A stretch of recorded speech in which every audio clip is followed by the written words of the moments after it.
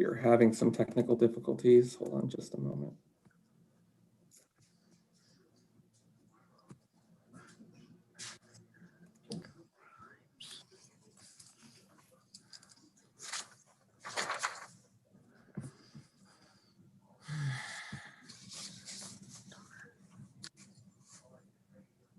Okay, we are live. Great. Good afternoon. It's about 1:30. Welcome to the House Judiciary Committee for our first set of virtual bill hearings. Members, please set yourselves to mute and only unmute when I recognize you to ask a question. After a witness testifies, you can ask questions by selecting the raise hand feature on Zoom or by writing a question in the chat. I'll recognize members in the order they raise their hands or indicate they have a question. Witnesses, you will unmute yourselves when I recognize you to present your testimony. After you present your testimony and answer any questions from the committee, please exit the Zoom hearing room. At all times, members of the public will be able to view the live stream of this meeting, and it's available on the Maryland General Assembly's website. Per our guidelines, the following bills will be on the 2-in-1 rule. In other words, 2 minutes for the sponsor and 1 minute for witnesses. These are bills that were passed in the 2020 legislative session that did not pass the Senate. They did pass the full House. Those are House Bills 9, 347, 268, 243, 289, and 147. The following bill after that will be on the 3-and-2 rule, 3 minutes for the sponsor and 2 minutes for any witnesses, and that is House Bill 343. I don't think there'll be any questions. We will try and get this on the road. The first bill is exceedingly controversial, so we need to start with that. Delegate Shetty, this is House Bill 9. Thank you, Mr. Chairman. Chair Clippinger, Vice Chair Atterbury, members of the Judiciary Committee, thank you so much for the opportunity to testify today in support of HB 9, which will require the Department of Human Services to make available online a free course on child abuse prevention, identification, and reporting. This bill is identical to the bill that passed unanimously out of our wonderful esteemed committee and unanimously out of the House during the 2020 session, but was unable to pass out of the Senate due to the shortened session. As many of my committee colleagues are aware, mandatory reporters of child abuse include healthcare practitioners, police officers, educators, and human service workers who are acting in a professional capacity and who have reason to believe that a child has been subjected to abuse or neglect. Although they must notify a law enforcement officer or entity if they suspect child abuse or neglect, only certain mandatory reporters are actually required by law to take trainings on how to do so. In fact, there are entire groups of mandatory reporters who have a requirement to report, but might not be provided the training they need to appropriately know how to identify and report instances of abuse. As many of you know, I have a 5-year-old son. He is one of the most important people in my world. And I'm so grateful that here in Maryland, we require public school teachers to complete trainings like the ones referenced in this bill. But what about his amazing preschool teachers that are mandatory reporters, or his karate or swim instructors? None of them are required by law to have these types of trainings. One of the saddest outcomes of the COVID pandemic has been a significant uptick in domestic violence across our country and state. Providing an easily accessible online free training will help any one of us be the eyes and ears that help keep Maryland's children safe. I'm grateful to DHS for their support for this effort in the 2020 session. They continue to support the bill this year due to the newness of this system. I think we were able to get a number of advocates to submit online written testimony in time in advance, and those should be located in your bill file. However, we had some folks who were unable to meet the timeline requirement to do oral, so this will be a pretty quick, short hearing. I respectfully request a favorable report of HB 9. Thank you so much. You can hear the pleasant little chime in the background telling you to stop, I figure. We'll try that and see if that works. There are questions for Delegate Shetty. I saw Delegate Conaway. Never mind, says Delegate Conaway. Delegate Shetty, it's my understanding this bill received 19 votes in the committee last year. There were 2 people excused. There were no votes in opposition. Is that correct? That's correct. Thank you very much. Any further questions? Seeing none, that concludes the testimony for House Bill 9. See, that was easy. Let's see what happens next. All right, we are going to go to the second of Delegate Shetty's bills. This is House Bill 347. This time there will be people testifying beyond Delegate Shetty.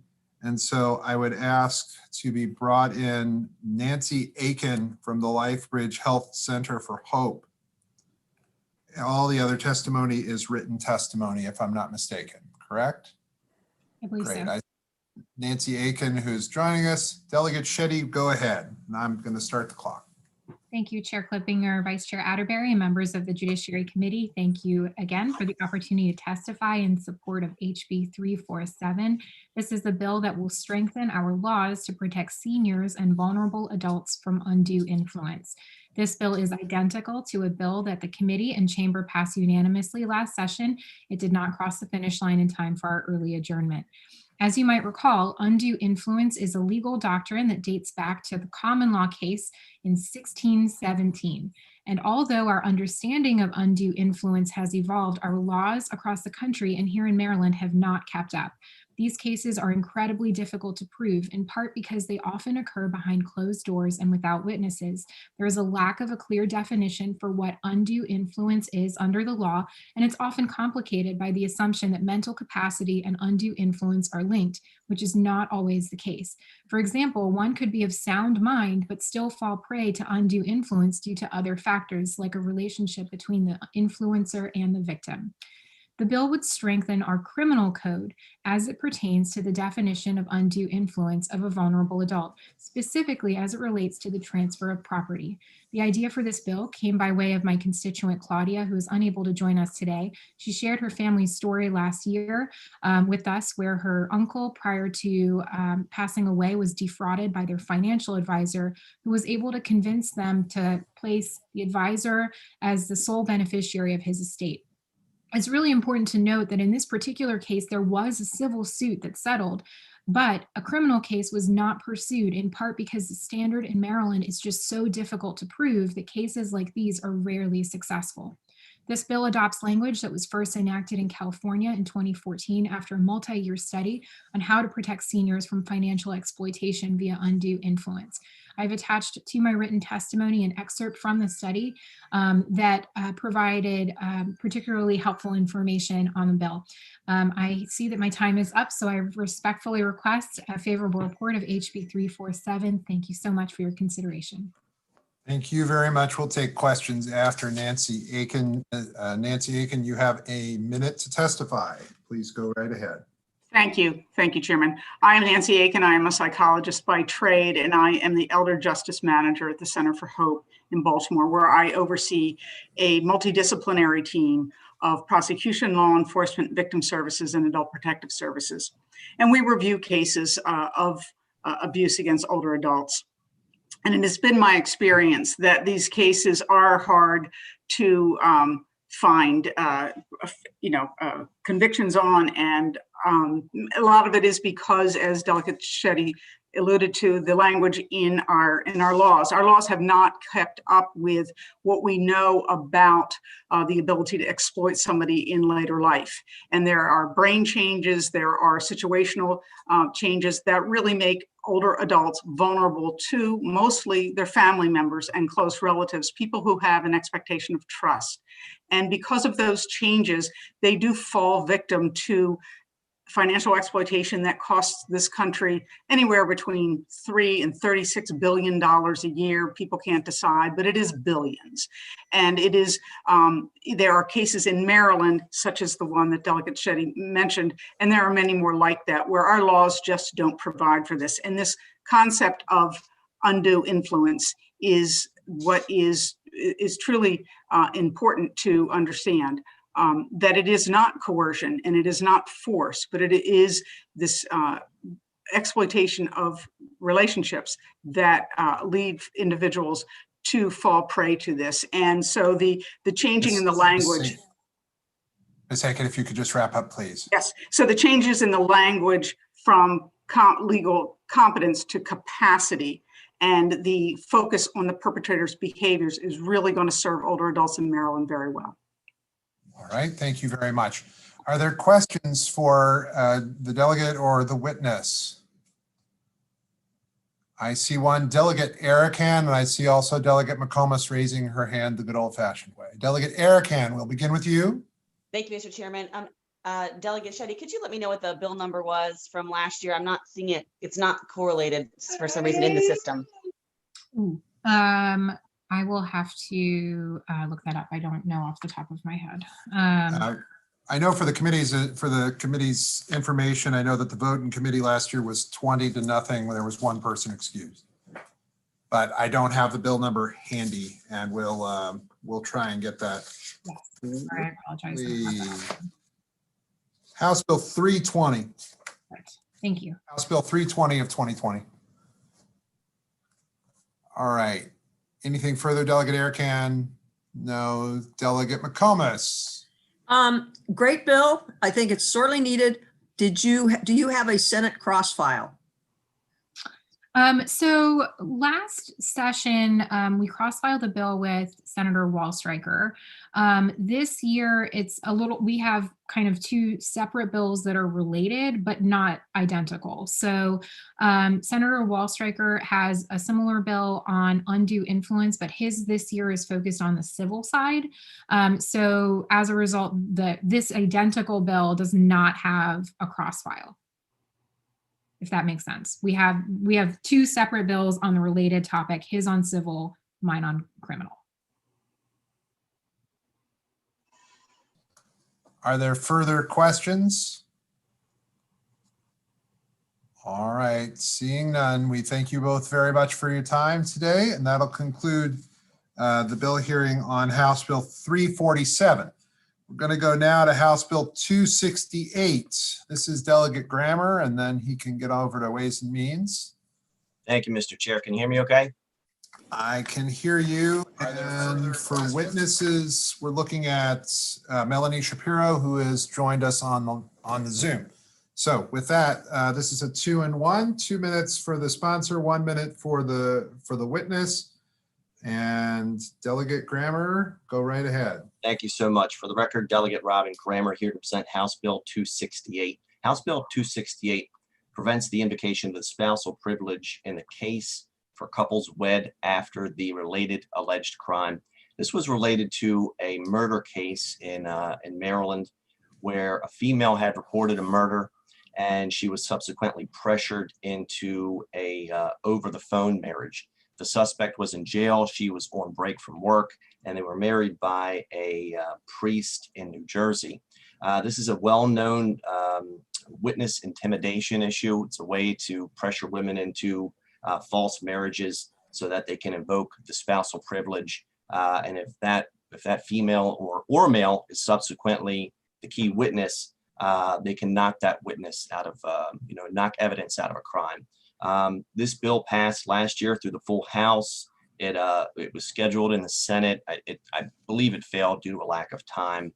And with that, knowing that it passed the House last year, I'll close and be happy to take any questions.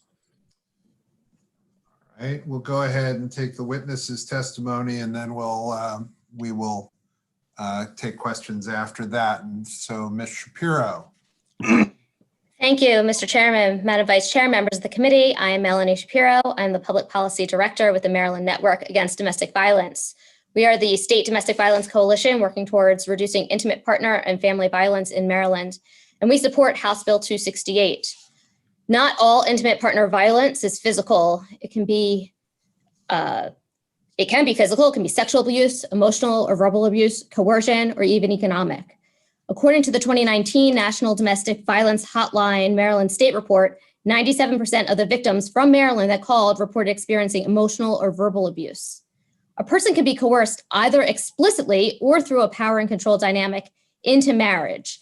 HB 268 prohibits the spousal privilege from being invoked in the limited circumstance when a marriage takes place after the date on which the alleged crime that the person is on trial for occurred.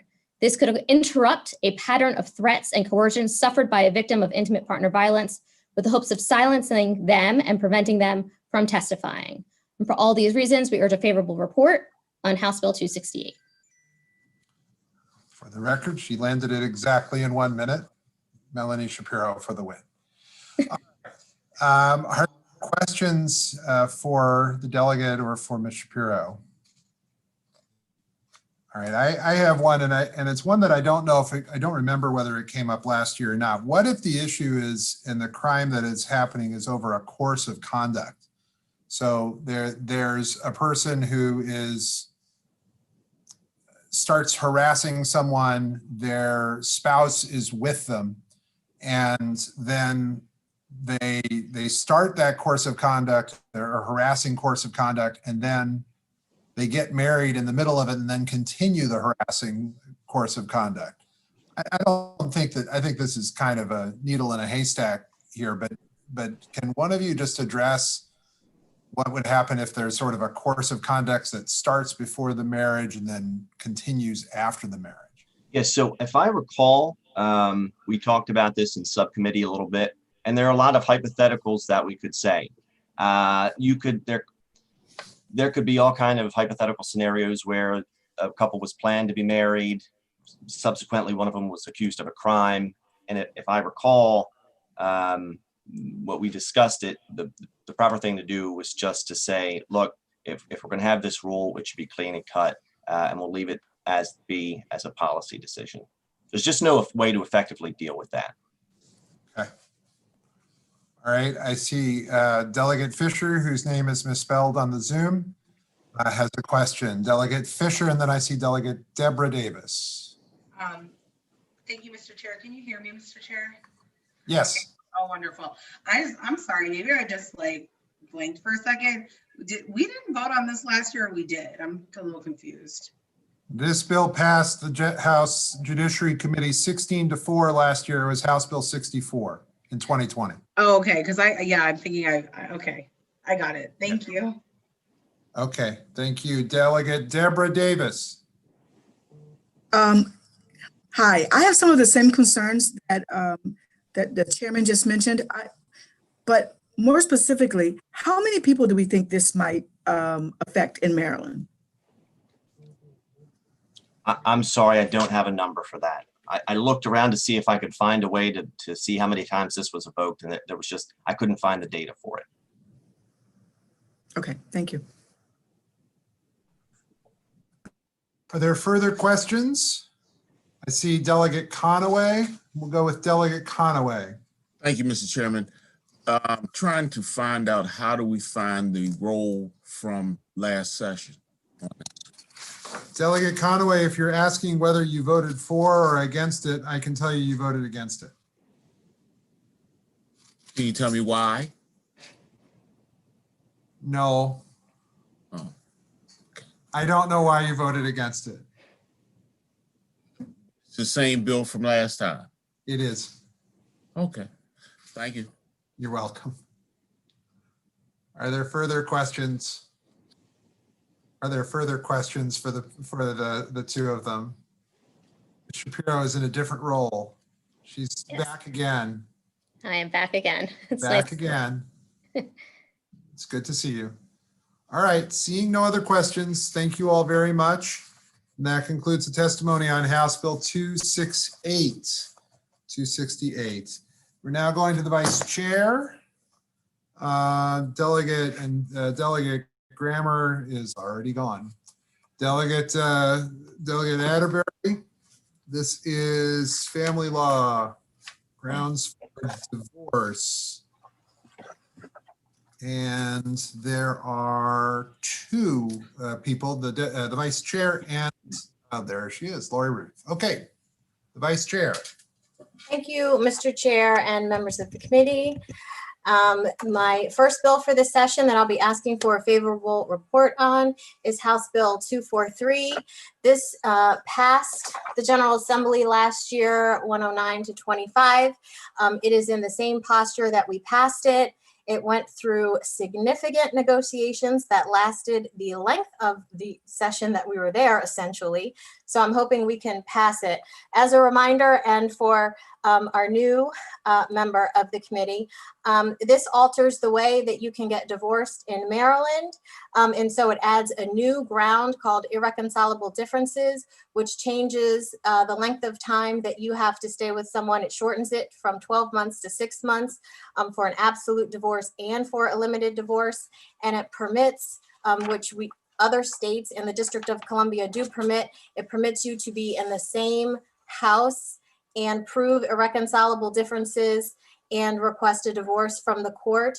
The concern was that there are folks that simply cannot go out and start a new household for financial reasons to meet the grounds for divorce. So that was the impetus for the bill. And this is the, I think, third year that this has been submitted. There is no cross file this year. I will also quickly add that I was one of the bills, it was on both my bills, that there were hiccups in getting folks signed up. So you should have received from my office the family law section of the Bar Association's written testimony as to why they support this bill. Thank you, Mr. Chair.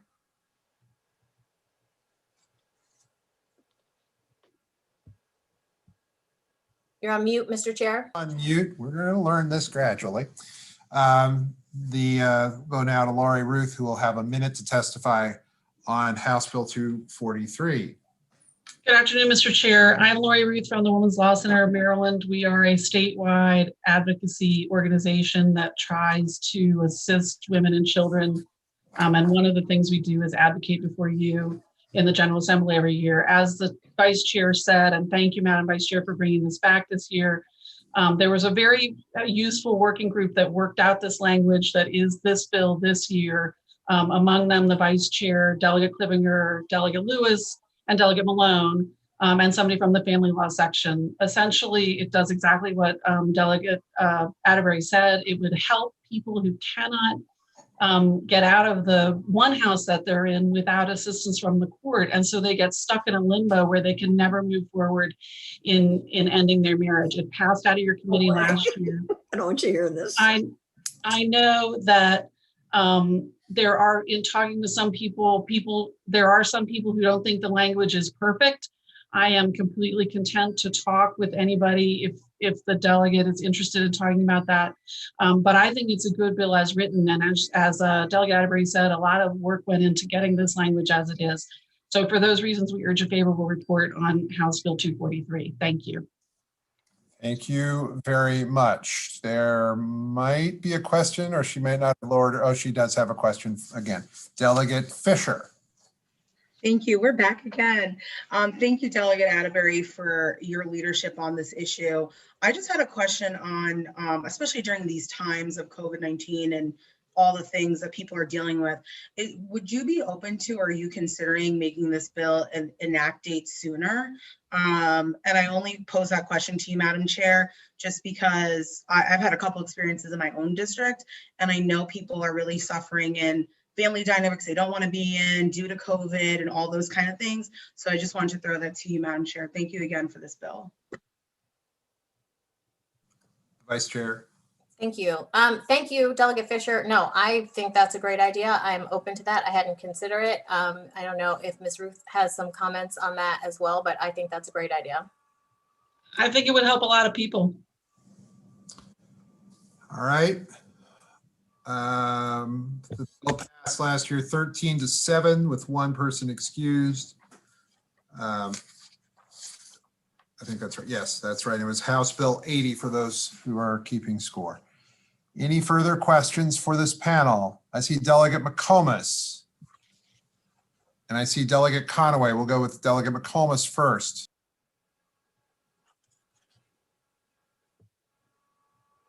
You're muted, Delegate McComas. Okay, okay, I'm unmuted now, right? My concern is, okay, parents are living together, but then they get a divorce, but they're living in the same house, maybe in the same bedroom possibly. Well, I guess I'm concerned about the kids, because I know when we passed the bill several years ago, where it allowed it much easier to get the divorce, you know, and Chairman Valerio, there was a fight in in his office between he and Chairman Zirkin about what about the kids? And so if you were just two adults and there were no children, it made it much easier. So I guess my concern is what message are we giving the children? And because let's face it, that's why people get married, is to, to help and raise children and keep them safe and secure. The other question I have, and maybe it's not relevant, but I think in a way it is, okay, we've got COVID, people are having really economic problems. So the folks live in the same house, they get divorced, but they still live together. What's that say to the kids? I guess I'm concerned about the message for the kids, and maybe that's, so that's the question. Thank you. Vice Chair. Thank you, Mr. Chair. Thank you, Delegate McComas, for the question. My response would be, I'm concerned about the kids too. I'm concerned about the kids who are stuck in these households, and it could be a domestic violence situation. It could be an emotionally abusive situation. It could be coercive control situation that I know you're passionate about.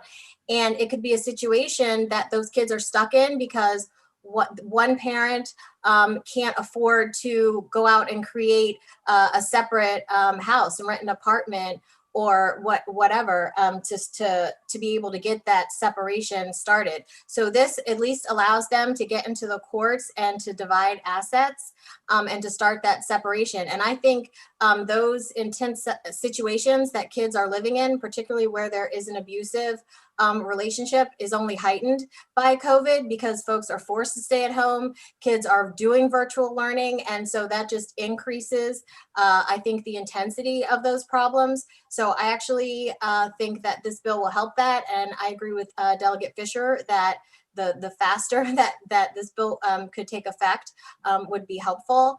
And I don't know if Ms. Ruth has comments on this because she actually gets calls from folks that are in these situations. Ms. Ruth? I would just echo what Delegate Atterbury said. I think actually being able to move forward and get the assistance of the court is in the long run going to be more beneficial for the children who are affected by this. And just leaving them in that limbo space the way the law does now is actually worse for all the reasons that Delegate Atterbury mentioned, and COVID. All right. I see Delegate Conaway with a question. If you're going to ask a question, go to the participants button, press on that, and you'll see at the bottom, raise hand. And then that way I can see your hand raised electronically on there, so I don't miss you if you're waving at me. All right. Thank you. Delegate Conaway. Thank you, Mr. Chairman. Thank you, Vice Chair, for this bill. Last year, what was the final outcome of the bill? What happened to it? I'm sorry, Mr. Chair. Was 13-7 in the committee, passed the House, went to the Senate, didn't go anywhere. It failed in the Senate. It wasn't. Well, I think we ran out of time. Ran out of time. Okay. Ran out of time. Thank you very much. All right. Further questions? Any further questions? Seeing none, thank you very much to the Vice Chair. That concludes the testimony on House Bill 243. And now we will go to a bill with many witnesses. We are going to House Bill 289. This is the Vice Chair's bill. We have 1, 2, 3, 4, 5, 6, 7, 8 people who are signed up to testify, including Greta Hills, Lisa Jordan, who isn't on mute. There she goes. Robin Elliott, Rachel Faulkner, Dr. Charlotte Wood, Lisa Tenney, Lori Payne, and Josh Howe. We don't have panels, but what I'm going to try and do to expedite this a little bit is, well, we'll try them one at a time. We'll try them one at a time, and we'll do questions one at a time. We'll see how this works. And then if I have to start putting together panels just because it's for my own sanity, well, I'm going to do that. All right, so we'll start with the Vice Chair. This is a 2-1. This bill passed last year 17-2. It was there was a problem, or the bill came out of the Senate in a different posture to that it passed in the House, and we ran out of time. So with that, I will finally shut up gratefully. And this is House Bill 289, the Vice Chair. Thank you, Mr. Chair and members of the committee. Delegate Vanessa Atterbury on behalf of House Bill 289, in which I am asking for a favorable report. This bill did pass the House. It's passed twice, 130-0 last session, and it passed with no opposition the year before.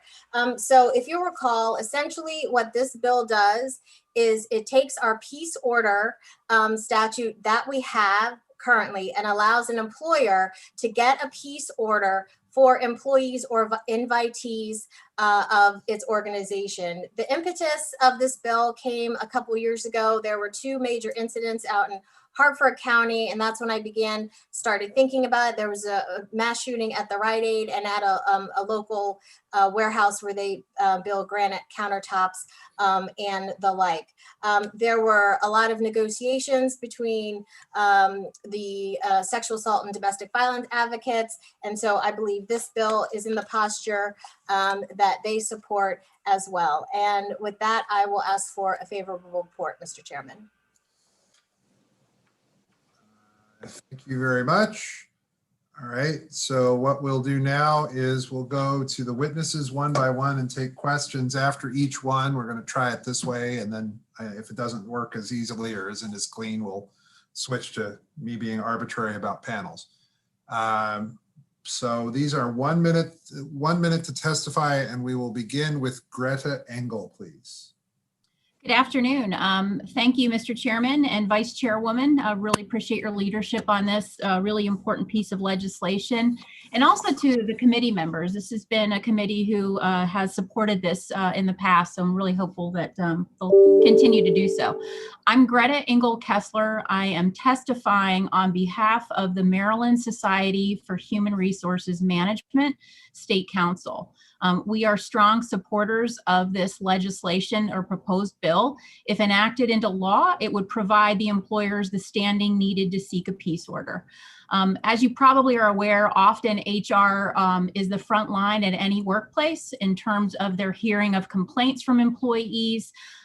They deal with the terminations. And again, they're really kind of in the first line of danger if something kind of goes awry. I myself have been the victim of violence in the workplace. So my employer wanted to file a peace order to help bolster my individual efforts. And then also they wanted to extend that same protection to their other employees, but they were prevented from doing so. So again, we would really support, again, this ongoing effort to get this legislation passed. Workplace violence incidents are up, similar to the bill that you just heard. COVID has made things worse. And to date, at least 11 other states have enacted similar legislation. We believe in enabling Maryland employers with tools and resources, and this is a common sense piece of legislation. Thank you. Thank you very much. Are there questions for Greta Engel?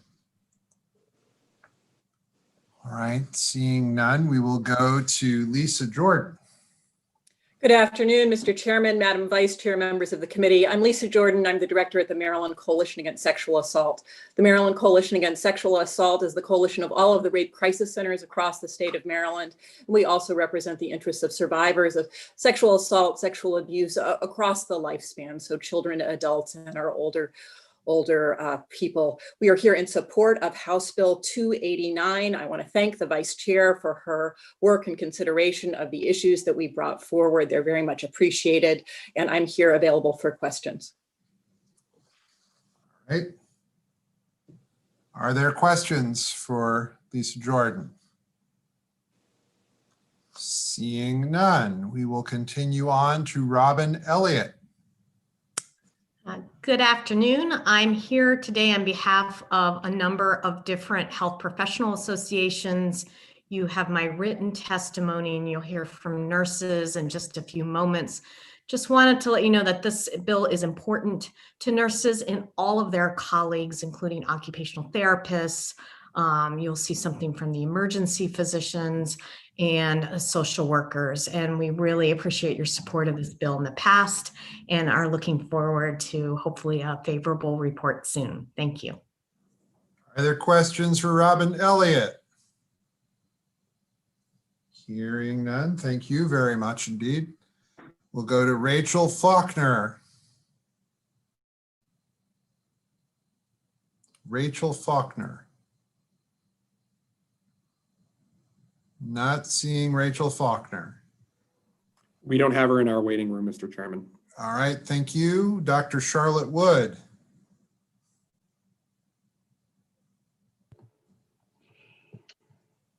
Good afternoon, everyone, and thank you, Mr. Chair, and thank you, Madam Vice Chair. I am Dr. Charlotte Wood, President of the Maryland Nurses Association. I have been a nurse for 39 years, and I've worked in a number of roles in the healthcare field. The bill before you today, House Bill 289, the Maryland Nurses Association top priority is the Maryland Nurses Association's top priority for this legislative session. We have heard concerns from many of the 93,000 nurses that reside in Maryland. Workplace violence affects other frontline workers and is also a national priority for the American Nurses Association. Nurses and others believe that we should live with workplace violence as just another part of the job. But the Maryland Nurses Association is committed to changing this perception. And enacting House Bill 289 would be a game changer for nurses and many other frontline workers. Thank you for this time, and we humbly request a favorable report and thank Madam Vice Chair for sponsoring this bill. Thank you so much. Thank you. Are there questions for Dr. Wood? Don't see any.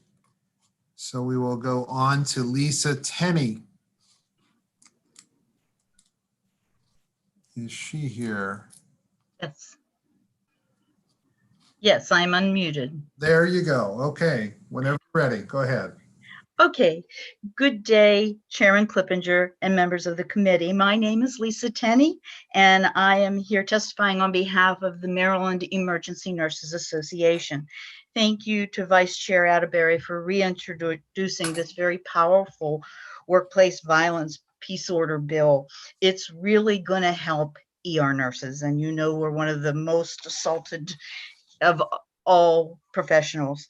Imagine that I'm on duty in the ER and one of our patients or family members decides to go off and assaults me and then threatens me and my coworkers with our lives. And then imagine how supported I would feel and how much relief and solace I would have in my injured condition to have my employer be able to be part of the peace order filing process that would help prevent future harm to not just me, but my coworkers and those vulnerable, non-suspecting, innocent patients that we're taking care of.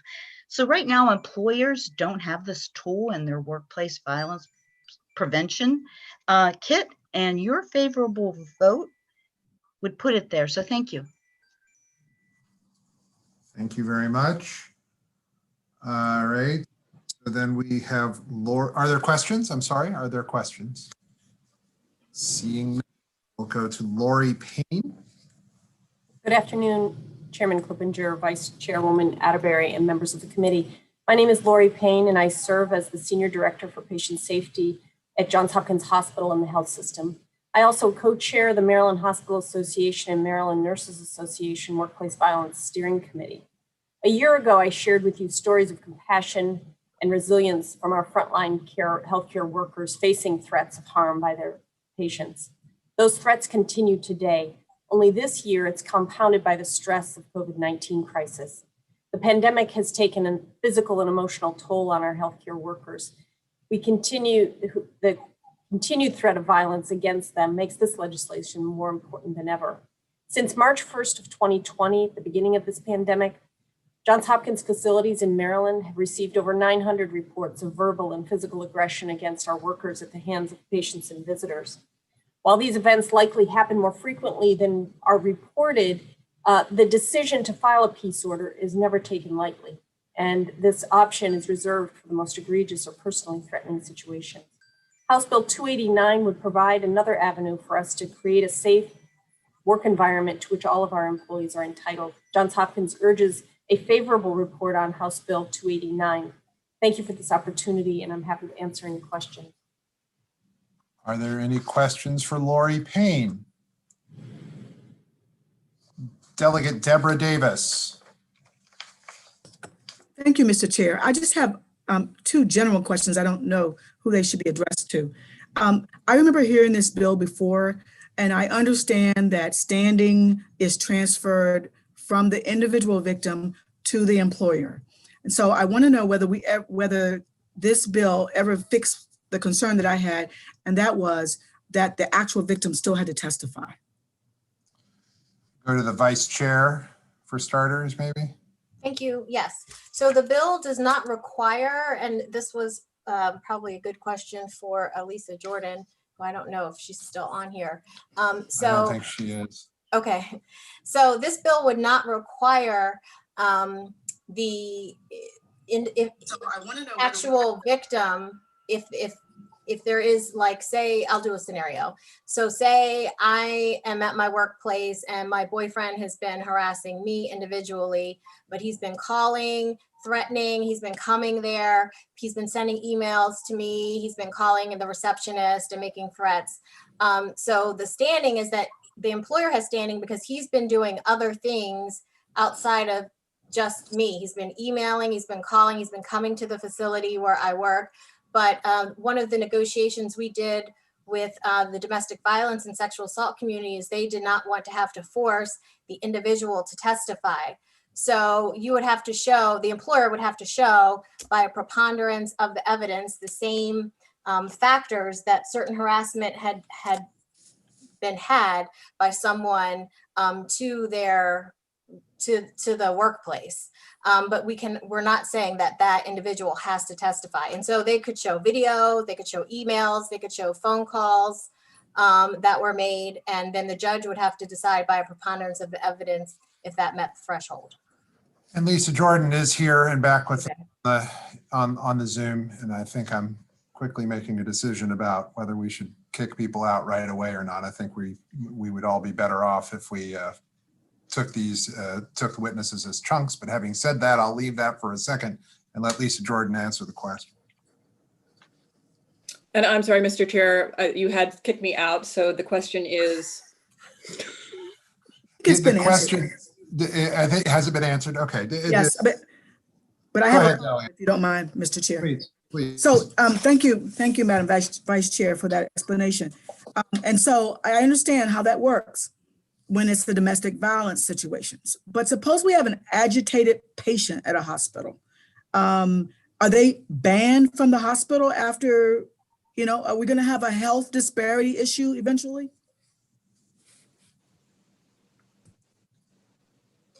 Well, I'll take a stab at it, and then someone else who works, in the hospitals, or if the emergency nurse is still on, she can take a stab at it. I don't think we're going to have a health disparity, because you still have to meet a threshold. So not every bump or name calling or of the like is going to receive a peace order. I mean, if there's a serious threat,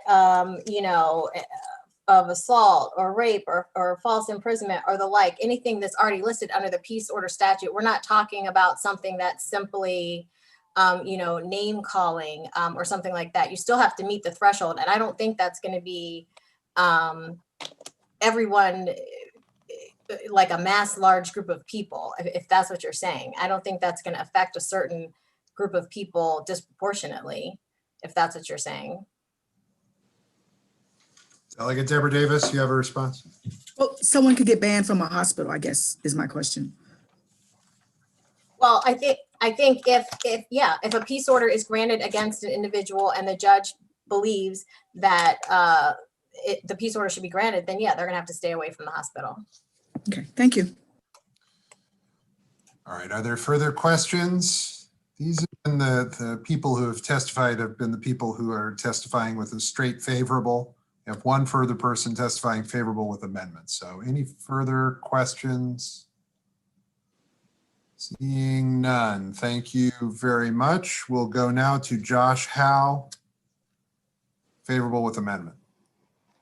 Thank you, Mr. Chairman. Good afternoon, Mr. Chairman, Madam Vice Chair, members of the Judiciary Committee. I'm Josh Howe. I work with Compass Government Relations, appearing here on behalf of the Maryland Association for Justice, or MAJ. MAJ represents over 1,200 trial attorneys throughout the state of Maryland who advocate for the preservation of the civil justice system. Looking at House Bill 289, MAJ has concerns with a civil immunity provision outlined on page 4 of the bill, lines 30 through 32, or section E, part 2, that says, an employer shall be immune from any civil liability that may result from the failure of the employer to file a petition on behalf of an employee under the provisions of this. Historically, MAJ has concerns with granting civil immunity.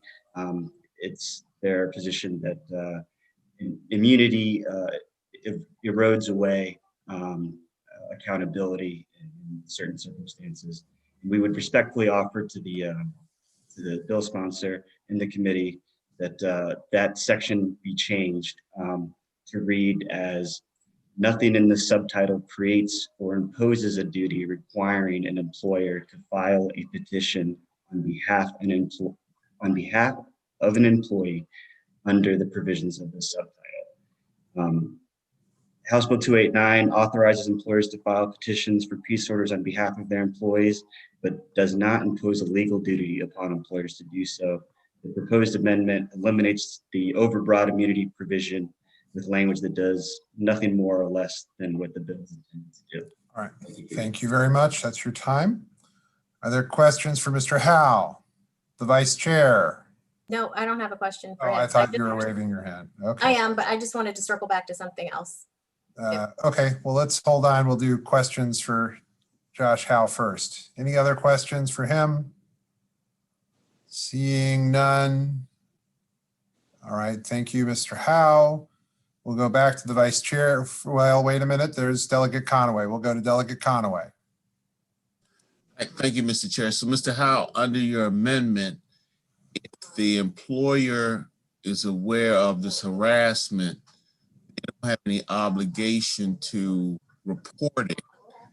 But if something happens and they didn't report it, then they couldn't be held responsible or something like that. Is this what your amendment does? So generally, civil liability for damages require the following, and it's a person has a legal duty to act, the person fails to act in accordance with his or her legal duty, and the failure of the act causes harm to a person. Rather than simply granting broad immunity for employers, whatever the circumstance may be, I think MAJ's position would be to clarify this immunity to not create or impose a duty for the employer. Was your amendment offered on this bill before?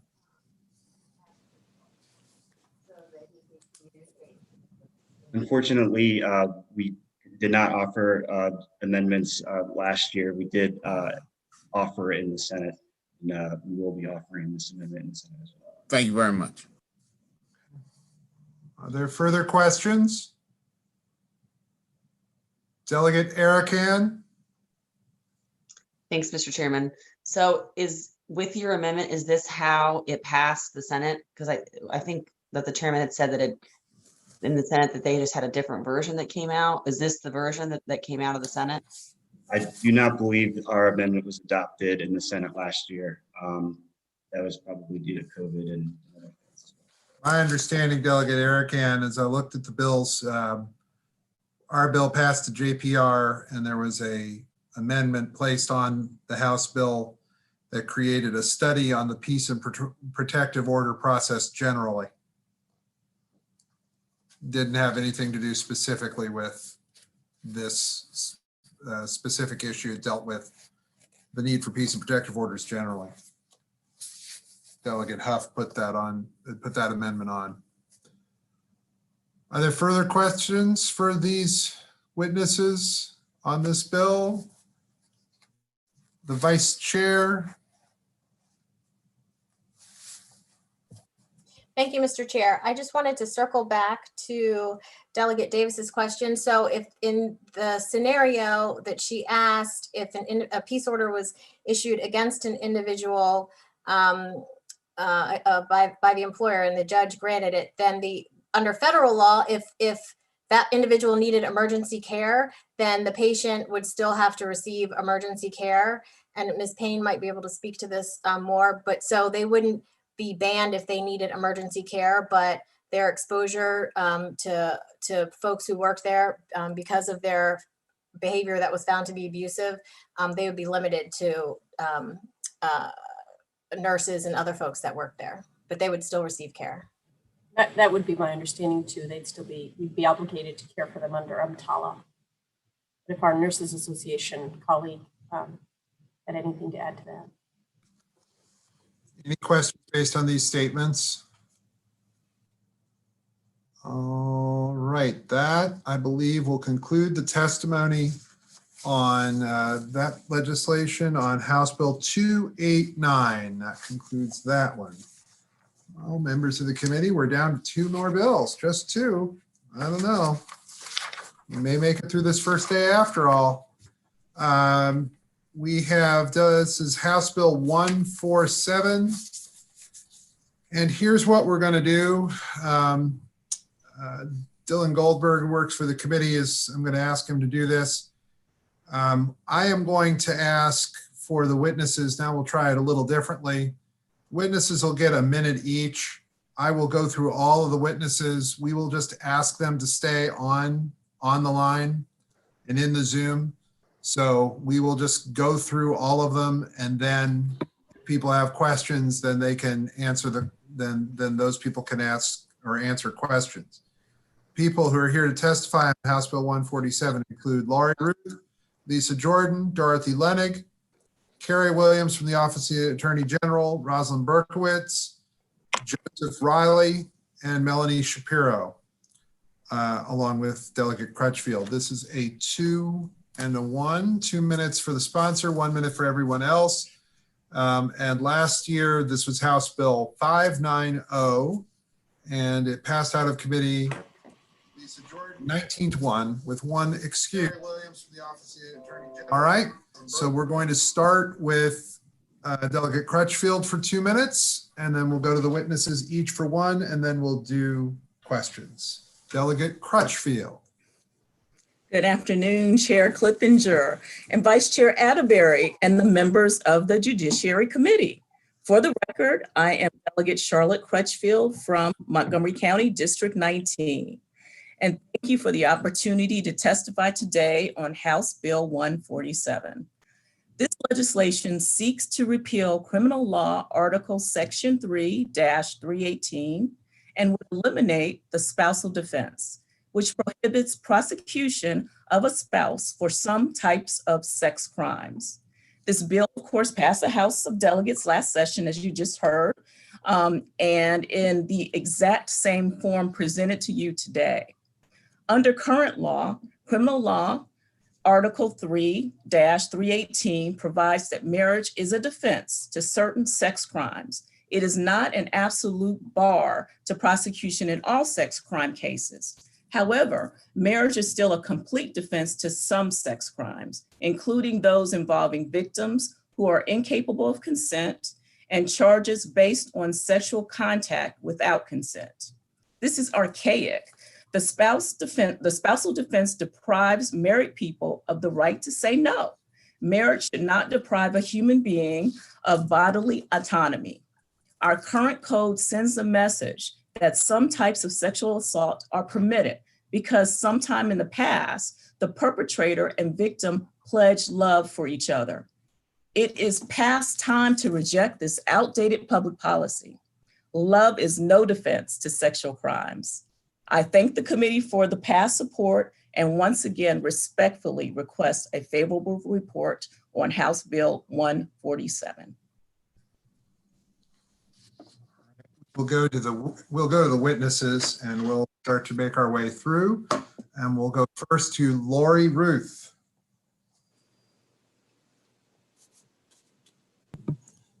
Good afternoon, Mr. Chair, Madam Vice Chair, members of the committee. My name is Laurie Ruth. I'm the legal director at the Women's Law Center of Maryland. I'm also testifying today on behalf of MLAW, the Maryland Legislative Agenda for Women. It is a grassroots organization of approximately 75 organizations and hundreds of individual members who adopt a set of bills that they try to help get passed through advocating to you all. According to the 2010 U.S. Census, 137,828 people in Maryland lived with an unmarried partner. All of these couples have the protection of the criminal justice system. Unlike married spouses, they are able to file criminal charges against their partners for unconsented touching. There's no evidence that this is happening in some rampantly abusive way, filing charges willy-nilly left and right. There's no evidence that married couples would act differently and somehow start filing charges willy-nilly left and right. And there's no evidence at all that laws are more just if they treat married people and unmarried people differently. Most of all, as Delegate Crutchfield, and thank you, Delegate Crutchfield, for bringing this back this year, the existing law is a relic of common law. When wives were considered chattel, they were considered the possession of their husbands, and the husbands could do whatever they wanted to their wives. That is arcane. It is incredibly insulting. And for those reasons, we urge the committee a favorable vote on HB 147. Thank you. Thank you. Thank you, Lisa Jordan. Good afternoon, Mr. Chairman, Madam Vice Chair, Delegate Crutchfield, members of the committee. Thank you for voting this bill out of committee last year. We're here to urge a favorable report on House Bill 147. This is one of the top priorities of the Maryland Coalition Against Sexual Assault. It's both a matter of principle and it's important in reality. As Delegate Crutchfield said, this being married is not giving up your right to say no. Let me tell you a story. A woman gave birth via C-section after a difficult labor. She had wounds and stitches in intimate areas. She told the child's father that she was in pain. She could not be touched. Despite this, he touched her intimate areas, saying that the pregnancy made him wait long enough. Under Maryland's current law, if they are unmarried, then that is a fourth-degree sex offense. But if they are married, then that is a complete defense to fourth-degree sex offense. This is wrong, and it is past time to change it. Again, MCASA thanks the committee for its past support, and we urge a favorable report on House Bill 147. Right at about 1 minute. Just keeping score at home, Lisa Jordan. 1 minute, 1 second. All right. Dorothy Lennick. Good afternoon, Mr. Chairman, Madam Vice Chair, members of the committee. My name is Dorothy Lenig. I'm the director of the legal clinic at the House of Ruth. The House of Ruth serves victims of domestic violence throughout the state. We have offices in Baltimore City, Baltimore County, Prince George's County, and Montgomery County. I'm here today to urge a favorable report on House Bill 147. I think we can all agree that domestic violence is serious and it's a crime. And in the past, some people have argued that married victims of fourth-degree sexual offenses should go to civil court and get a protective order rather than using the criminal court. And for those of you who are new to the committee, fourth-degree sexual offenses involve touching without consent an intimate area for the purpose of sexual gratification. So why would an unmarried person be able to pursue charges against their partner, but a married person wouldn't? I mean, clearly there's no question that a protective order is a good option, but it's not the only option. They should be able to press criminal charges too. A victim can file criminal charges for assault, whether they're married or not, for stalking, sextortion, revenge porn, sodomy. Married people should have the same rights as unmarried people. This is 2021. It's really time to change this. We urge a favorable report on House Bill 147. Thank you. Thank you, Dorothy Lennick. Carrie Williams. Thank you. Good afternoon, Chairperson Clippinger, Vice Chair Atterbury, Delegate Crutchfield, and members of the committee. My name is Carrie Williams, and I'm here on behalf of the Office of the Attorney General. The Attorney General respectfully asks this committee to give a favorable report to HB 147. There was a case where a man shoved his hand down the front of a woman's underwear without her consent. Because he did not penetrate her, fourth-degree sex offense was the only sexual assault crime for which he could be charged. The two in that case were strangers, but if they had been married, although we could have charged the defendant with second-degree assault, we could not have charged him with a sex offense. It's important that prosecutors be able to charge crimes as sexual assaults when they are, in fact, sexual assaults. It should not matter what the relationship is between the perpetrator and the victim. Marriage should not provide immunity for any kind of sexual assault. We urge a favorable report for HB 147. Thank you. All right. Go now to Rosalind Berkowitz. Good afternoon, Mr. Chair, Madam Vice Chair, and members of the committee. I am representing the Baltimore County Commission for Women, and I would like to thank the committee for passing this bill last year. I am also a forensic nurse examiner at Greater Baltimore Medical Center. I am the nurse who performs the medical forensic exams on victims of sexual assault. I am the one who sits with them, listening to the intimate details of their assault. My role is that of an impartial evidence collector. I collect the physical forensic evidence and complete the documentation. I've amassed 8 years of forensic cases, several of which were not prosecuted because of marriage as a defense. Recent research indicates that marital rape is still frequently perceived less serious than other forms of rape.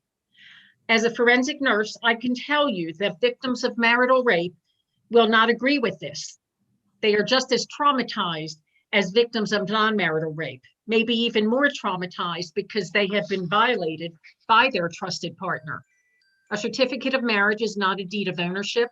Spouses are not personal property, and marriage is not continual consent to sex. We teach our children that no means no. Why is it any different in a marital relationship? On behalf of the Commission for Women, I would like to thank you for your time, and I am hopeful that we can count on you for a favorable report this year as well. Thank you. Thank you. Joe Riley.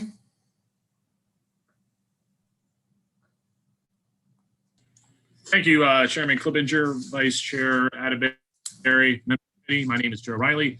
I'm the elected state's attorney for Caroline County and the legislative chair for the Maryland States Attorneys Association. We seek a favorable report on House Bill 147. Currently, Maryland law offers married individuals a complete defense to sexual offenses, including rape, unless the rape was perpetrated by force or threat of force. This allows an individual a complete defense if they rape their cognitively impaired, mentally incapacitated, or physically helpless spouse, including drug or alcohol facilitated rapes and sexual offenses. I'd like to refer the committee to a case out of Montgomery County, where in this case, on multiple occasions, the offender raped his wife and filmed it while she was under the influence of prescription drugs. While the state was able to prosecute the offender for some offenses, given the complete defense, the state could not prosecute him for the vast majority of the rapes he perpetrated against his wife on film. The current defense also allows a spouse legally to commit sexual offenses against the spouse who is paralyzed, otherwise physically helpless, cognitively impaired, including dementia, Alzheimer's disease, or mentally incapacitated by a mental health issue. It's a travesty of justice that allows offenders a complete defense when their spouse is incapacitated in that way. Mr. Riley. For a favorable report on House Bill 147. Thank you. Thank you. Melanie Shapiro. Thank you, Mr. Chairman. Madam Vice Chair, members of the committee, Melanie Shapiro, the Public Policy Director with Maryland Network Against Domestic Violence, the State Domestic Violence Coalition working towards reducing intimate partner and family violence in Maryland. We're asking for a favorable report on House Bill 147. I'm not going to reiterate what all of the prior panelists have already so eloquently said, and I have submitted written testimony as well. What I will say are two specific things. One is when you look back to the origination of this concept, it dates back to 1847. So we are in 2021 now, and we are following laws that were established in 1847 in common law.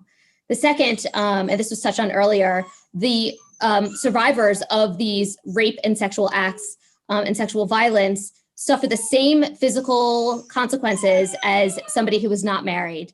And further, the psychological impacts as well are even greater because of the marital relationship. And so for all of those reasons, we're urging a favorable report on House Bill 147. Thank you very much. Okay. Those are the witnesses. There are several questions that have come up. I see Delegate Conaway and Delegate McComas. I think I saw Delegate Bartlett briefly, but then the hand went back down to Delegate Bartlett. If your hand's down, okay, fine. Delegate Conaway to begin. Thank you, Mr. Chairman. Thank you, Delegate, for bringing this bill. Question. Protection of a unconsented sexual advance grounds for divorce.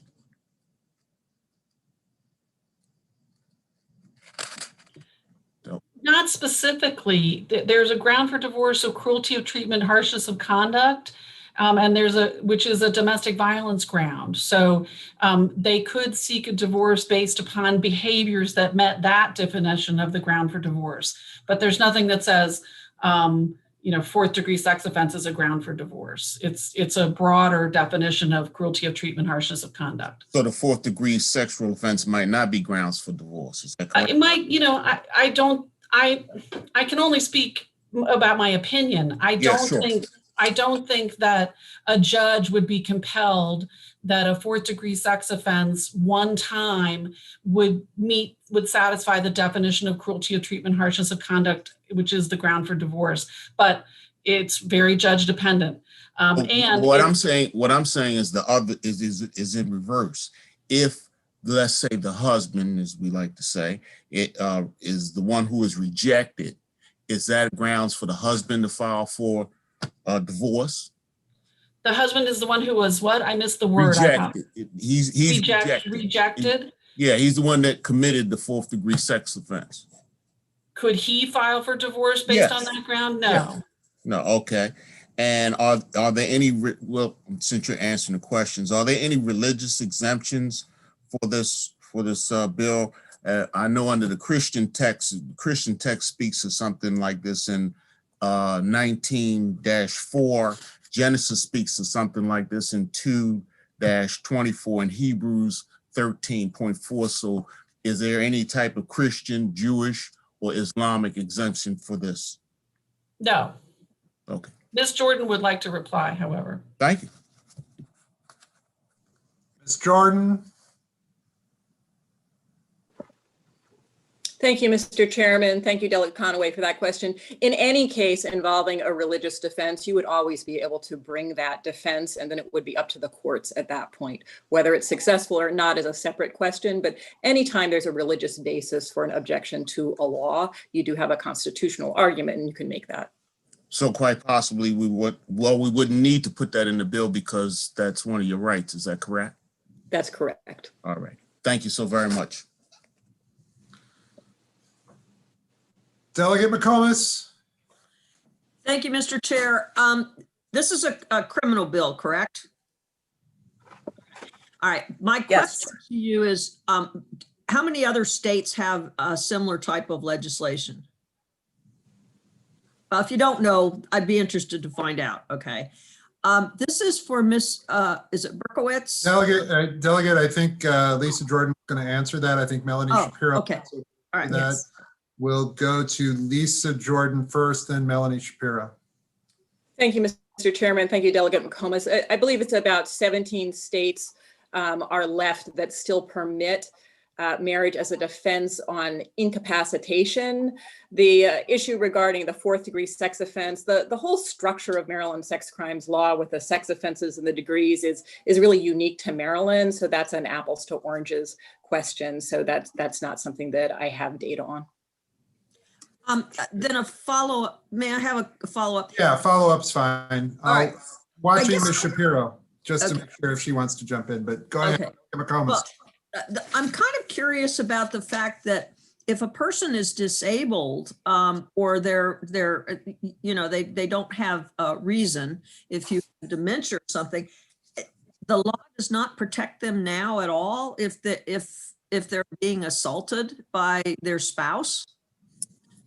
Yes, that's correct. I mean, the definitions used by the code are mentally incapacitated individual, physically helpless individual, and substantially cognitively impaired individual. And if the prosecution is under any of those theories, then marriage is a complete defense. And as Mr. Riley described, this was an issue in a Montgomery County case where a wife had been drugged, she was passed out, her husband actually filmed himself raping her.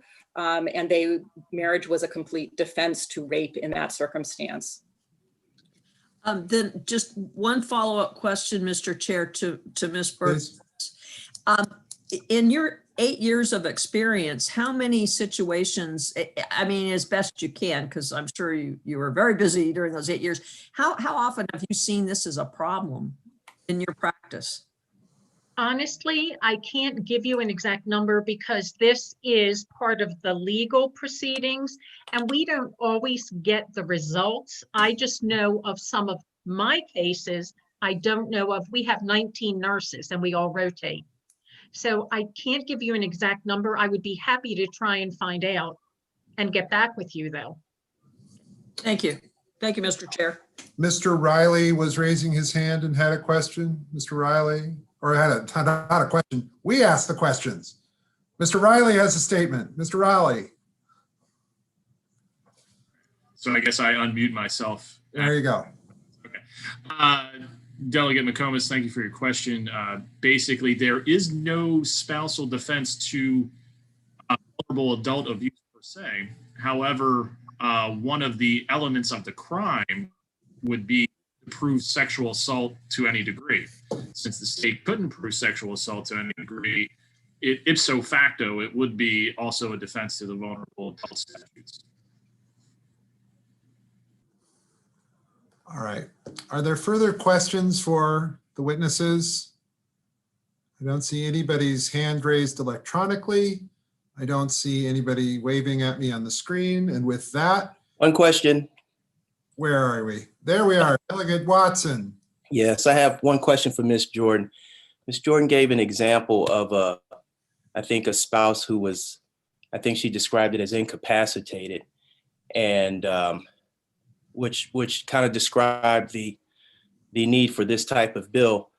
If the spouse was incapacitated, what justifies, how do you know it's rape?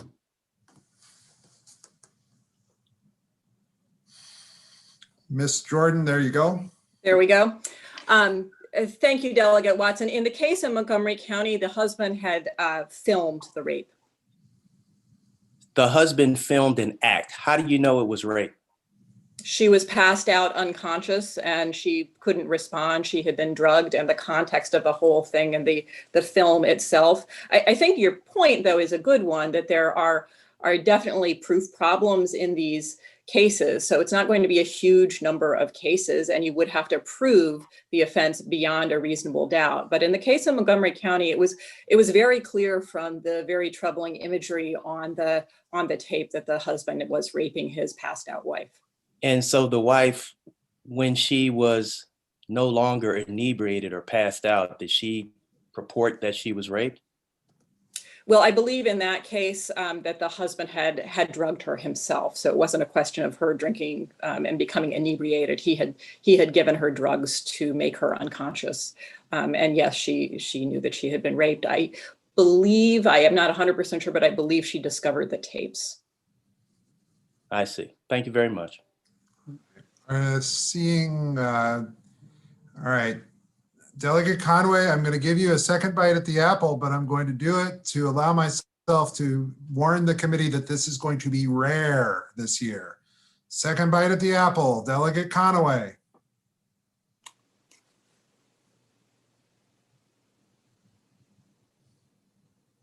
You have to unmute yourself. Thank you for. All right. So to Ms. Jordan, technically speaking, if the husband had given the wife, or the wife had consumed more than 2 drinks, technically she could have been considered to be not consent. Is that correct? That's incorrect, Delegate. Incorrect. The law in Maryland is much stricter than that. You have to be rendered substantially incapable of appraising the nature of the individual's conduct or of resisting vaginal intercourse, sexual act, or sexual contact. So in practice, you have to be pretty much passed out. Oh, okay. Thank you so very much for that clarification. You're welcome. And thank you, Delegate. I know you voted for this legislation, as did Delegate Watson last session. So we appreciate that. Thank you. Thank you all very much. Seeing no further questions and no one waving their hand at me, that concludes the testimony for House Bill 147. Thank you.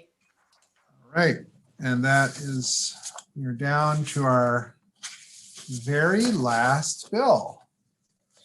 It is, however, not a bill that passed the House Judiciary Committee last year. It was heard by the House Judiciary Committee last year. And back to present her bill again is Delegate Shanika Henson, who I cannot yet see. Are you able to hear me? Oh, wait, you're over there. Sorry. I'm getting used to that. I apologize, Delegate Henson. No problem. I had two screens there with you, or two pictures. One is just your headshot and one is you there. I apologize for that. All right, so House Bill 343. Thank you, Mr. Chairman. And it's just you. So that's perfectly fine. 3 minutes. Thank you, Mr. Chairman. Good afternoon, distinguished members of the Judiciary Committee. For the record, I am Shanika Henson, delegate for District 30A. Chair Clippinger and Vice Chair Atterbury, thank you for granting me this opportunity to present House Bill 343, entitled Family Law, Non-Payment of Child Support Sentencing. I hope to gain your support and your favorable vote. This is a simple bill with no fiscal burden to the state that closes a loophole in our child support enforcement law. Currently, Family Law Section 10-203 does not exclude the possibility of a non-custodial parent in a failure to pay child support case from serving multiple consecutive prison sentences. So what's the harm here? Potentially being incarcerated for upwards of 6 years, 9 years or more, and missing time with your children. Excessive incarceration in child support enforcement cases is unnecessarily expensive to the state, unproductive in procuring child support payments, and detrimental to the emotional support of children. It is my intention with this bill to better our state and to strengthen family values. I thank you all for your continued consideration of House Bill 343, and I ask that the Judiciary Committee consider your favorable vote on this very serious matter. Thank you for your consideration.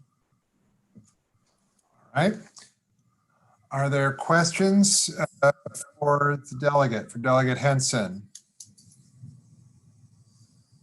Delegate, it's my understanding that I think one of the concerns that came up last year was that this is something that really only comes up in rare occurrences where people have had subsequent or they get consecutive sentences for having effectively multiple kids and being behind on all of those cases, and it takes some time to get to the place where incarceration is proposed.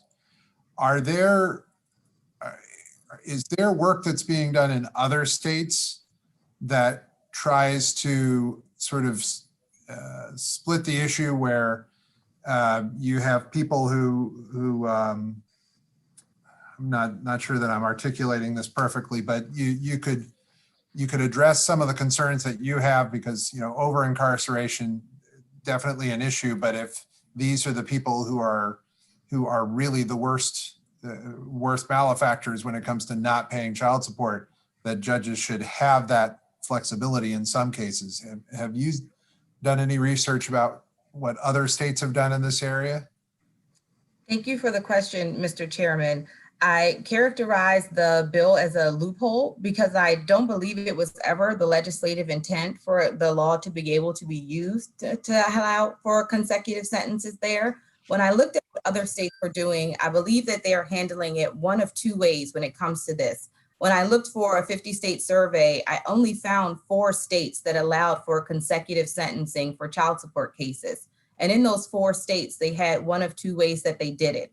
Either they required the judge to articulate in a set of factors why they were escalating it to consecutive sentences, or they had a presumption of a concurrent sentence, and then you could rebut that presumption by showing that there were repeat offenses or showing that there was some excessive conduct or there was excessively high child support arrears there on the case. All right. Are there further questions for the delegate? The Vice Chair. Thank you, Mr. Chair. I was trying to find, I found it. I just didn't do it in time. The raise your hand function. I got it. Haven't really used that in all these months, but I got to get used to it. First, I want to thank Delegate Henson for reaching out to me. On this issue. I had some concerns about the bill last year. I do believe that on one hand, and I believe, Mr. Chair, this is what your question was aimed at. I believe you have on one hand, you have folks that are trying to do the right thing, that are trying to pay whatever their arrearage is or their child support is. They can't make those payments for whatever reason. There is no malintent on their part. They could be working poor. They just can't get it together. And those folks we need to work with. I do also believe that there are a group of folks, for whatever reason, do have malintent, and no matter what you do, and we had this conversation, they just don't want to pay. They don't want to do the right thing. They don't care if their license is suspended. They'll run around and drive with a suspended license. They'll move their money around so that their wages can't be garnished, so that you can't find it. Those people exist. So I don't want to cut off an opportunity for the court to take those people, not the people that are trying to do the right thing, but those people that do have malintent. I do think the judge should have that option. And Delegate Henson forwarded me that language, and I appreciate it. And I would ask that the committee take a look at that, because I think the judge should have an option to be harsher and to not have concurrent sentences in those situations. So I just wanted to thank Delegate Henson for that research. Thank you, Mr. Chair. And it's our first "Isn't That So" moment of the session. It wouldn't be right if we didn't have an "Isn't That So" moment. There is another question. I'm going to let him ask it. Delegate Malone. Just quickly, how often are we aware of these consecutive sentences occurring here in Maryland? Delegate Henson. Thank you for your question, Delegate Malone. This has happened in my research 12 times too many. 12 times over what time period? We asked for 5 years. Do we know any particulars, whether or not it was a scenario similar to what Delegate Atterbury was concerned about, of this being a particularly bad offender? No, sir. The library simply gave us the offender's name and the number of years and the county that did the sentencing. It didn't give us any particulars of the case file of what the arrears were, the number of children, or anything like that. Okay, thank you. Can I ask, if you have the list there, is there one county where this has happened more than other counties? There is 1, 2, 3, 4, 5, 6 from Washington County, 1 from Frederick County, 3 from Calvert County, 1 from Dorchester County. Okay. All right, Delegate Deborah Davis, raise your hand. Thank you, Mr. Chair. I haven't found the button yet, but I'll spend some time on it. Delegate Henson, I am particularly moved by your presentation regarding the effect on the children. I think it's important at this time, if you would share with me, with this committee, what is really the intention behind the law from the beginning? Thank you for your question, Delegate Davis. A child is a child for just 18 years in their tender years. And the intention behind the law is to make sure that our child support law is really reflecting its gaze towards the best interests of the child. That is the entire intention of the family law article. And I want to make sure that while there is room to make sure that we encourage the support from the parent, that we want to make sure that if a person is not being an equitable parent with the non-custodial parent and their custodial obligations, that they still have room to be a great parent to their child. There is one thing for the relationship between partners to break down, but there's still room for partners who are not doing well between themselves to be great parents to their children. And I want to make sure that we are taking into consideration those non-dollars and cents contributions that parents are making every day to the emotional support and to the emotional well-being of their children.